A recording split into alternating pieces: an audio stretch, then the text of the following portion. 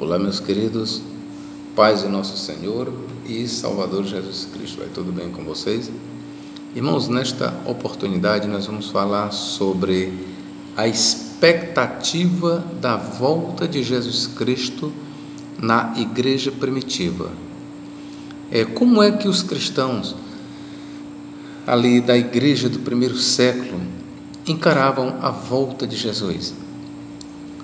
Aqueles que escreveram o Novo Testamento, o apóstolo Paulo, todos os discípulos de Cristo, toda aquela primeira geração ali do primeiro século, como é que eles encaravam a vinda de Jesus Cristo? Será que eles realmente esperavam o retorno de Jesus Cristo para a sua própria época? Por exemplo, quem escreveu o livro do Apocalipse? Qual era a perspectiva escatológica dele? Será que ele acreditava piamente que Jesus Cristo voltaria ainda nos seus dias de vida? Quem escreveu o Evangelho de Mateus? Marcos, Lucas e João. Eles, os 4 evangelistas, eles esperavam a volta de Jesus Cristo para a sua própria época? Será que os escritos do Novo Testamento, quando falam da vinda de Cristo para breve, isso reflete a expectativa da igreja nascente do primeiro século? Pois bem, eu sou o professor Nathaniel Mendes de Castro, você está no meu canal e juntos nós vamos mergulhar nas páginas da Bíblia Sagrada e vamos ver qual é a resposta, ok, meus irmãos? Nós vamos começar aqui pelo Apocalipse de São João, Apocalipse capítulo 1, que diz o seguinte, revelação de Jesus Cristo, a qual Deus lhe deu, para mostrar aos seus servos as coisas que brevemente devem acontecer. Bom, aqui você vê que o autor está dizendo a revelação de Jesus Cristo que Deus lhe deu para mostrar aos seus servos as coisas que brevemente devem acontecer. Aqui eu já te dou logo um panorama de tudo que está escrito no Apocalipse. Ou seja, quando o autor diz assim, revelação de Jesus Cristo, a qual Deus lhe deu para mostrar aos seus servos as coisas que brevemente devem acontecer, por coisas que brevemente devem acontecer, entendamos tudo o que está escrito no livro do Apocalipse. Principalmente as coisas que são descritas a partir do capítulo 4, tá bom? Mas entenda o livro do Apocalipse em si. Então, quando o autor diz as coisas que brevemente devem acontecer, todo o livro do Apocalipse que você lê, tudo que você lê no livro do Apocalipse, o autor sagrado escreveu, ele acreditava piamente que o que ele escreveu, que o que ele diz que teve visões e passou para um pergaminho, para um rolo, tudo o que ele escreveu. Então João ele vai dizer para nós que essas coisas terão lugar muito em breve. Versículo 3. Bem-aventurado aquele que lê e os que ouvem as palavras desta profecia. O autor considerava o seu livro, o seu tratado, uma profecia, e guardam as coisas que nela estão escritas, porque o tempo está próximo. Mais uma vez aqui o autor ele externa a sua expectativa escatológica sobre a vinda de Jesus. A vinda de Jesus Cristo, bem como todos os acontecimentos que prenunciam a sua vinda, que são descritos no livro do Apocalipse, o autor esperava para a sua própria geração. João, ele que foi o autor do Apocalipse, ele escreveu nessa expectativa. Jesus em breve voltará. Jesus em breve voltará e reinará aqui por 1000 anos. Essa era a expectativa do autor sagrado, meus irmãos. Capítulo 12, versículo 12. Vamos ver aqui mais uma passagem. Pelo que alegrai-vos, ó céus, e vós que neles habitais, ai dos que habitam na terra e no mar, porque o diabo desceu a vós e tem grande ira, sabendo que já tem pouco tempo, ou que pouco tempo lhe resta. Ora, a queda do diabo, eu quero lhes explicar o seguinte: a queda do diabo com seus anjos, na mente do autor sagrado, ela está relacionada à ascensão de Cristo ao céu. Ok, irmãos? A queda aqui do diabo e seus anjos, que foi derrotado por o arcanjo Miguel e seus anjos, que no céu batalhou contra o diabo e seus anjos. Então, esta derrota do diabo, esta queda dele, está associada à vitória de Cristo sobre o diabo, sobre todos os demônios, principalmente no momento em que Cristo foi assunto ao céu. Está relacionado ao arrebatamento de Cristo ao céu. Veja aqui Apocalipse 12:5. E deu à luz um filho, um varão que há de reger todas as nações com vara de ferro, e o seu filho foi arrebatado para Deus e para o seu trono. Então, a partir daqui o desfecho, a partir daqui será o desfecho da queda de Satanás. Ele perseguirá o povo de Deus, mas por fim ele já está derrotado. Por quê? Porque a sua queda já é uma realidade. Então, a queda de Satanás, aqui no capítulo 12, versículo 12, está relacionada à ascensão de Cristo ao céu. Desde o momento em que Cristo subiu aos céus, que o diabo perdeu todo o seu poder de acusar os irmãos. Ele não tem mais acesso à presença de Deus para acusar. Ele foi derribado definitivamente, todo o poder do diabo foi quebrado. E na linguagem aqui do livro do Apocalipse, não precisamos entender isso tão literalmente, irmãos, mas vamos aqui nos ater apenas à linguagem. A linguagem conta o seguinte: pelo que alegrai-vos, ó céus, e vós que neles habitais, ai dos que habitam na terra e no mar, ou seja, no mundo, porque o diabo desceu a vós e tem grande ira, sabendo que já tem pouco tempo. Isso aqui expressa uma expectativa do autor sagrado. O autor sagrado, quando ele escreveu isso aqui, quando ele diz, porque o diabo sabe que tem pouco tempo, por que ele colocou estas palavras? O pouco tempo que restava para o diabo corresponde ao pouco tempo da vinda de Cristo. A derrota final do diabo se dará exatamente na volta de Cristo. E o autor sagrado, quando ele escreveu assim, porque o diabo foi lançado para a terra, ai dos que habitam na terra e no mar, porque o diabo desceu a vós e tem grande ira, sabendo que já tem pouco tempo. Nestas palavras você veja aqui uma expectativa do autor sagrado. Para o autor sagrado, em breve, muito em breve, Cristo voltaria para destruir o diabo. Essas palavras, elas refletem a expectativa teológica escatológica do autor do Apocalipse. Capítulo 2, versículo 25, o que diz aqui? Ainda no livro do Apocalipse.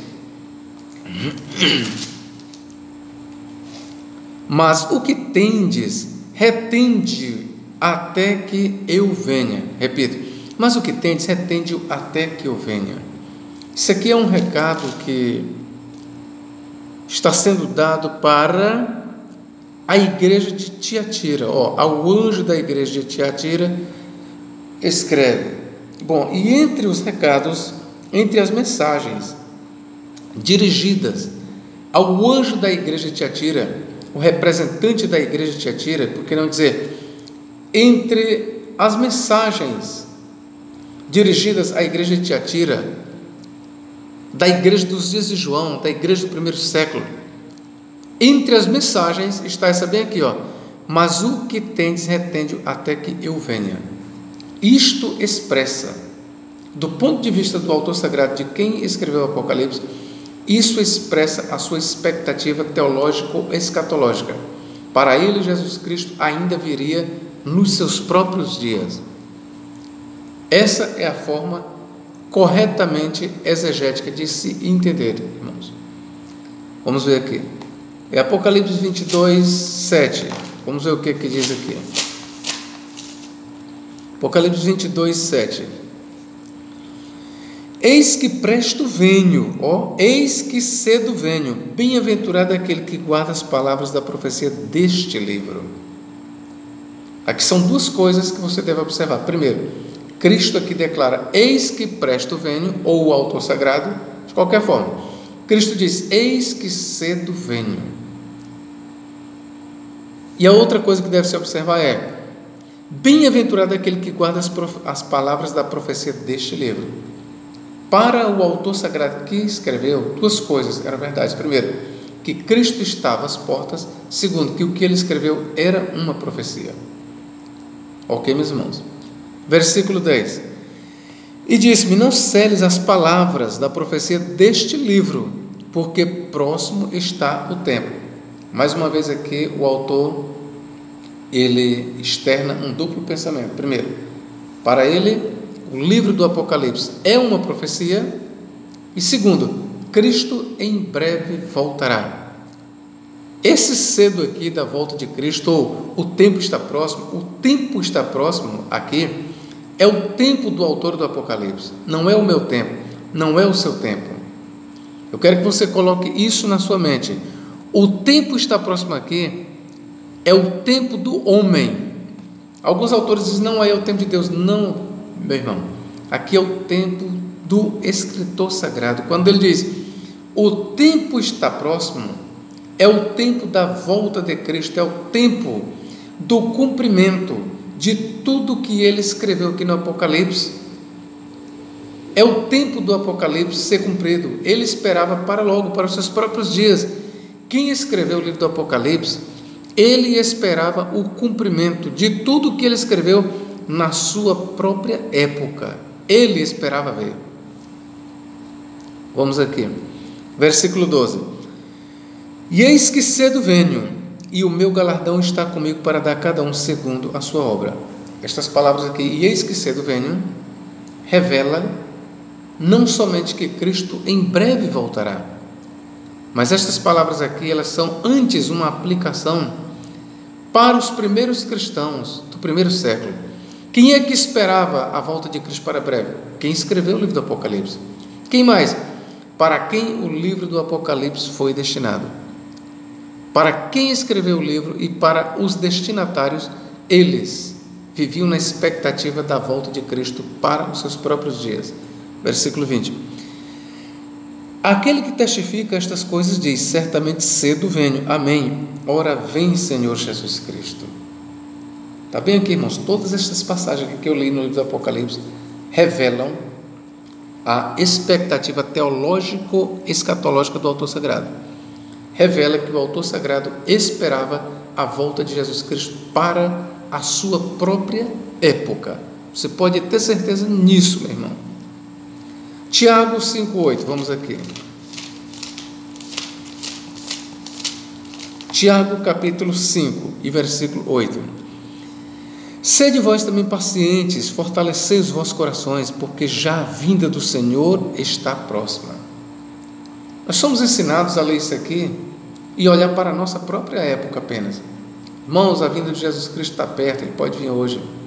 Mas nós deveríamos levar em conta isso, que o Evangelho, melhor, pronto, a Epístola de Tiago aqui, ela já tem quase que 2000 anos, irmãos. A mensagem aqui escrita na Epístola de Tiago foi para aquela geração. Tiago, quando escreveu, ele acreditava que Cristo viria na sua própria época. E quem leu o livro de Tiago acreditava que Cristo viria naquela época. Versículo 9. Irmãos, não vos queixeis uns contra os outros, para que não sejais condenados. Eis que o juiz está à porta. Iminência da volta de Cristo. Isso é iminência. Essa é a verdadeira doutrina bíblica da iminência. Para os autores, Cristo poderia vir naquela mesma geração. Embora eles não soubessem o dia e nem a hora, mas eles esperavam Cristo para logo. Apocalipse 1,7, vamos ver bem aqui. O que diz aqui? Apocalipse 1,7. Eis que vem com as nuvens, e todo olho verá, até os mesmos que o traspassaram, e todas as tribos da terra se lamentarão sobre ele. Sim, amém. Prestai bem atenção, irmãos. Eis que vem com as nuvens. Aqui é a volta gloriosa de Cristo.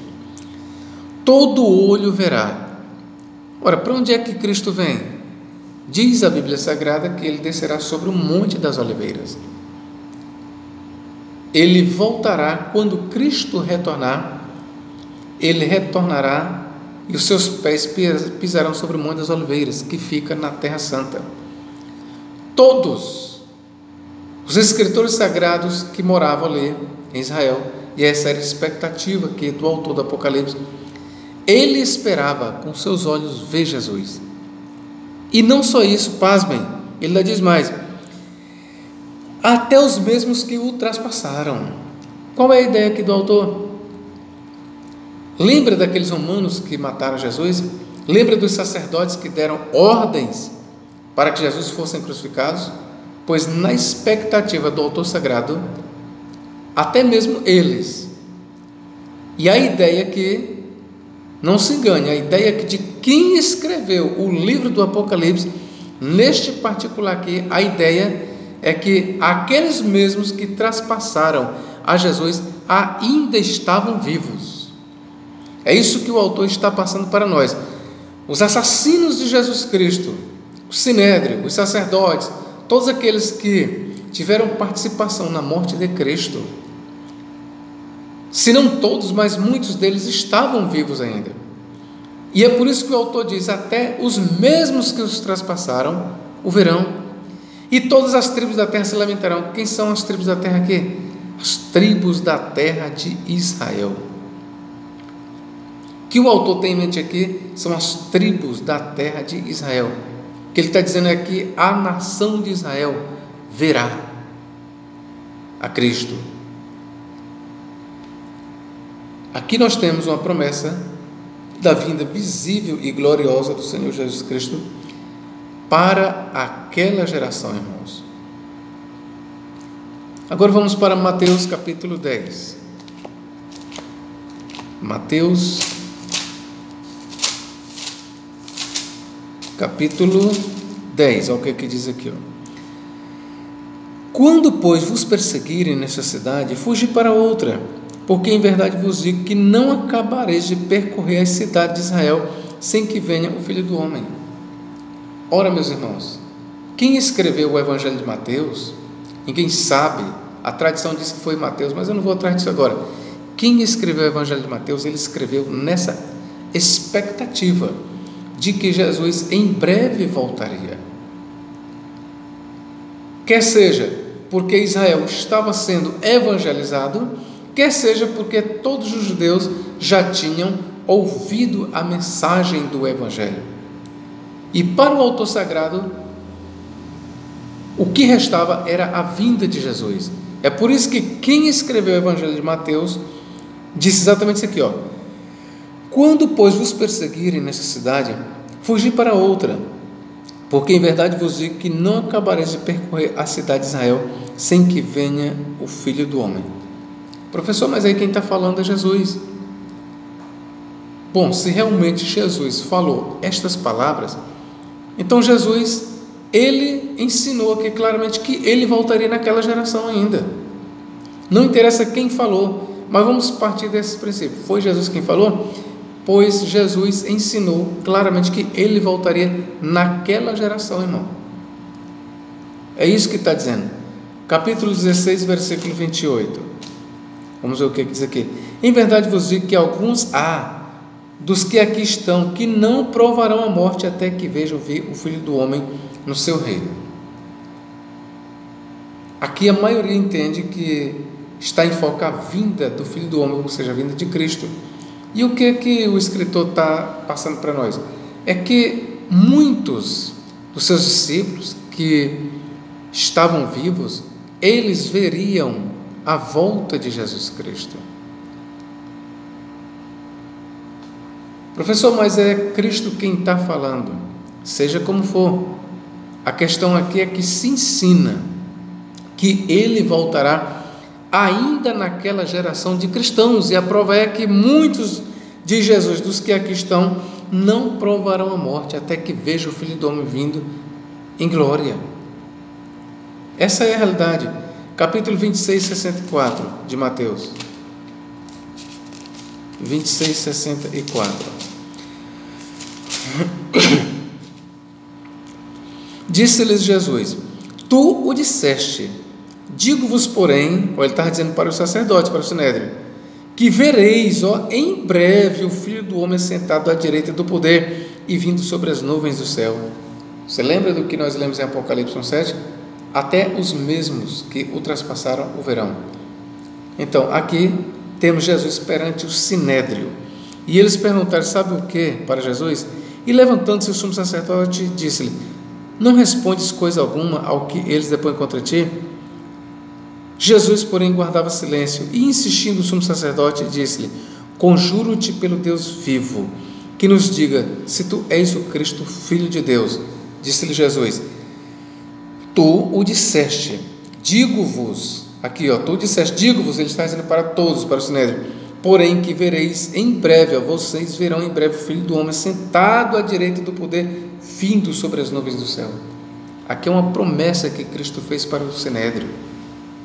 O que ele estava dizendo é que eles, os mesmos que estavam crucificando ele, eles veriam Jesus voltar com poder e grande glória. Era isso que Cristo estava dizendo para eles, irmãos. Marcos 14, 62. Vamos ver aqui a teologia de Marcos quanto a esses pontos.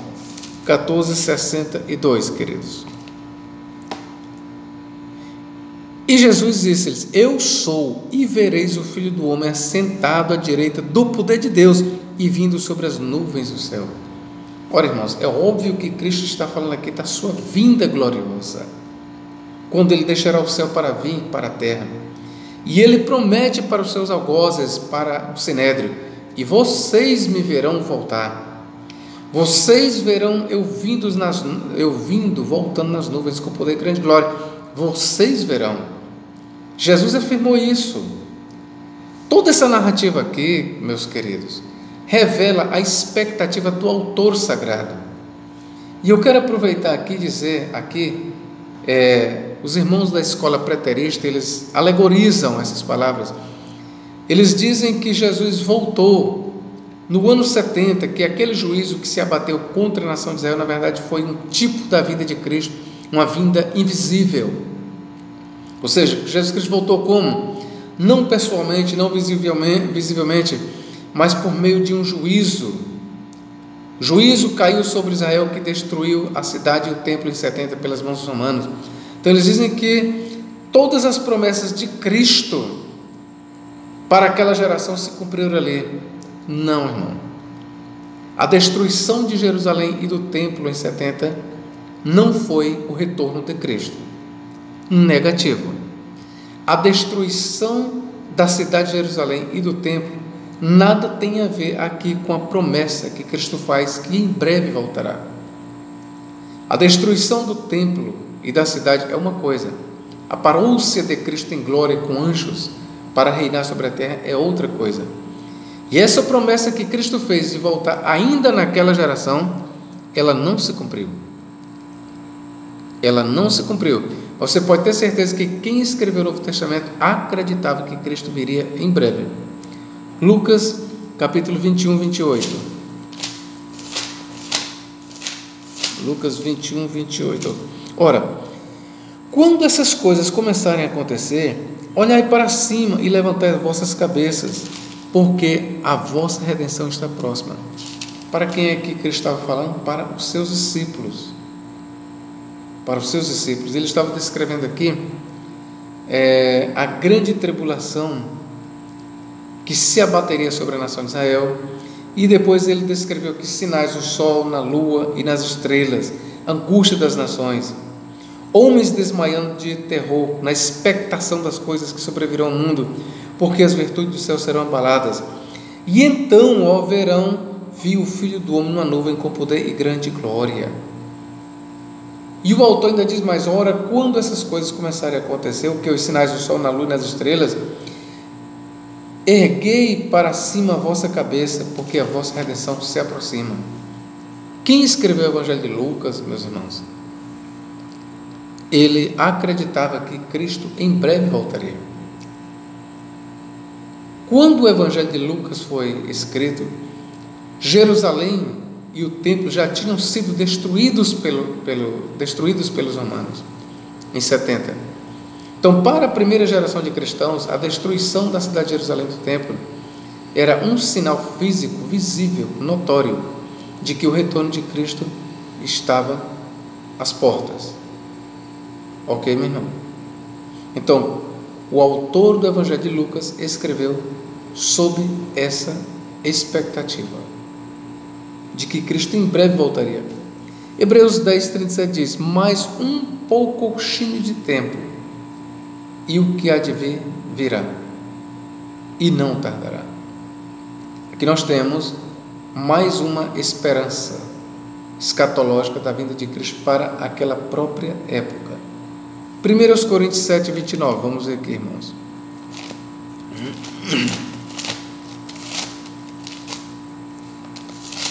1 Coríntios 7:9, que diz: mas se não podem conter-se, casem-se, porque é melhor casar-se do que abrasar-se. Não, 7:29, perdão, irmãos. Isto, porém, vos digo, irmãos, que o tempo se abrevia. O que resta é que também os que têm mulheres sejam como se não tivessem. Guarde bem isso. Isto, porém, vos digo, irmãos, que o tempo se abrevia. Que tempo é esse? O tempo da volta de Jesus. O tempo que se abreviava aqui, na ótica de Paulo, era a vinda de Cristo. Toda a instrução que Paulo dá aqui, quem está solteiro, fique solteiro, quem está casado, não descase, ele deu com essa expectativa escatológica de que Cristo em breve voltaria. Ok, meus irmãos? 1 Coríntios 15. Vamos ver o que ele diz mais aqui. 15, versículos 51 a 54. Eis que vos digo um mistério, diz Paulo. Na verdade, nem todos dormiremos, mas todos seremos transformados. No momento, no abrir e fechar de olhos, ante a última trombeta, porque a trombeta soará e os mortos ressuscitarão incorruptíveis, e nós seremos transformados. Vê que Paulo aqui ele cita dois grupos: o grupo dos que hão de ressuscitar e o grupo daqueles que hão de ser transformados em vida. E a maior prova que Paulo esperava não passar pela morte é que ele se inclui não no grupo daqueles que hão de ressuscitar, mas sim no grupo daqueles que hão de ser transformados, revestidos em vida. Olha o que ele diz, no momento, no abrir e fechar de olhos, ante a última trombeta, porque a trombeta soará, e os mortos ressuscitarão. Paulo não se inclui, incorruptíveis, e nós, Paulo se incluindo, e nós seremos transformados, porque convém que isto que é corruptível se revista da incorruptibilidade. Ele está falando para ele, e que isto que é mortal se revista da imortalidade. Paulo está apontando para o corpo dele, e quando isto, para o corpo dele, o que é corruptível, se revestir da incorruptibilidade, e que isto que é mortal, apontando para ele, se revestir da imortalidade, então cumprir-se-á a palavra que está escrita: tragada foi a morte na vitória. Então aqui você vê o desejo de Paulo em não passar pela morte, mas ser encontrado em vida. Paulo, ele esperava ser revestido. Paulo esperava ser encontrado em vida quando Cristo viesse. Ok, meu irmão? Esta é uma realidade. 1 Tessalonicenses 4, vamos ver aqui. Estamos fechando aqui a cadeia de citações, queridos. 1 Tessalonicenses 4 e versículo 15 a 17.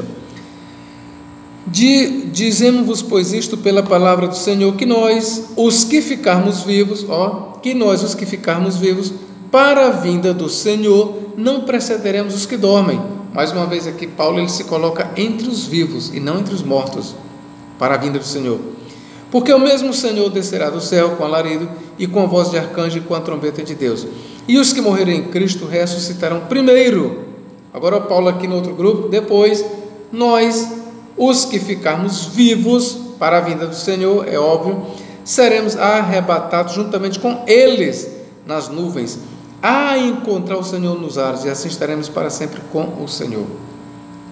Estas palavras de Paulo, elas mostram que ele esperava a vinda de Cristo para a sua própria época. Ele esperava estar vivo quando Cristo aparecesse. Não se engane, meu irmão. Tudo que eu escrevi, ou tudo que eu li para você até aqui, tudo, revela a expectativa dos escritores. Antes de tudo, saiba, tudo que eu li até aqui, antes de tudo, revela a expectativa escatológica, teológica de quem escreveu, dos autores sagrados. Eles escreveram nessa expectativa de que Cristo em breve voltaria e encontraria eles vivos. Há uma tradição lá no Evangelho de João que Pedro disse: "E este Senhor, o que será dele?" E Jesus disse: "Se eu quero que ele fique até que eu venha, o que tu tens a ver com isso?" E Pedro entendeu que, ou pelo menos alguns irmãos entenderam com estas palavras, que aquele discípulo não morreria, mas que Jesus voltaria, ele ainda vivo. Mas aí o escritor do Evangelho de João, ele pretende consertar este mal entendido na igreja primitiva e disse: Jesus não disse que ele não morreria, mas se eu quero que ele fique até que eu venha, que te importa? Bom, você vê que esta narrativa do Evangelho de João mostra a esperança dos cristãos daquela época. Eles esperavam de fato que Cristo voltaria na época ainda dos discípulos, irmãos. Essa era a expectativa. E nós vamos ver aqui ainda Lucas 21:32. Vamos aqui, queridos. Vamos aqui, aliás, para Mateus. Vamos começar aqui por Mateus. Olha, nós vamos aqui falar sobre a geração que esperava a volta de Jesus Cristo. Mateus capítulo 24:34. Olha o que é que diz aqui, ó. Em verdade vos digo que não passará esta geração, esta, pronome demonstrativo, está perto de quem fala, esta geração, sem que todas estas coisas aconteçam. Quando você lê, que coisas são estas? São tudo que ele escreveu no capítulo 24, inclusive a volta de Jesus. Você sabia disso? Guarde bem isso na sua mente, ó. Em verdade vos digo que não passará esta geração sem que todas estas coisas aconteçam. Que todas estas coisas são isso? São tudo que está descrito no capítulo 24, incluindo a volta de Jesus. Então, o autor sagrado aqui que escreveu, ele esperava a volta de Jesus para aquela geração, a geração dos primeiros discípulos ali do primeiro século. Esta é a verdade, irmãos. Eles aguardavam a volta de Cristo para a sua própria época. Agora, a mesma passagem nós temos em Marcos 13:30. Em verdade vos digo que não passará esta geração sem que todas estas coisas aconteçam. Nós temos também Lucas 21:32. Vamos ver o que Lucas diz, é a mesma coisa. Lucas 21:32.